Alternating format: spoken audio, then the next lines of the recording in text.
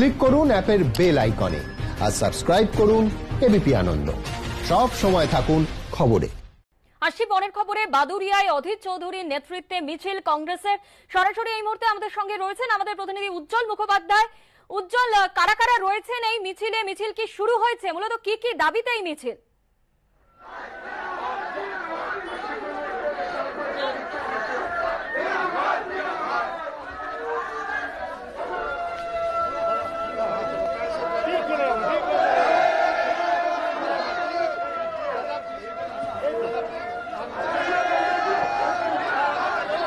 তুমি শুনতে পাচ্ছ?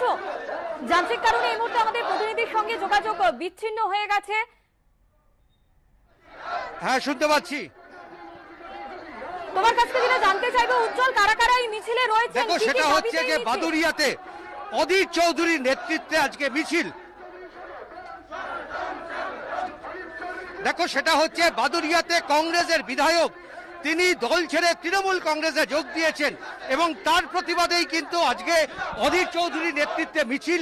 তুমি এর আগে সমাবেশ হয়েছে এবং তারপর বাদুড়িয়াতে অধীর চৌধুরীর নেতৃত্বে মিছিল হচ্ছে।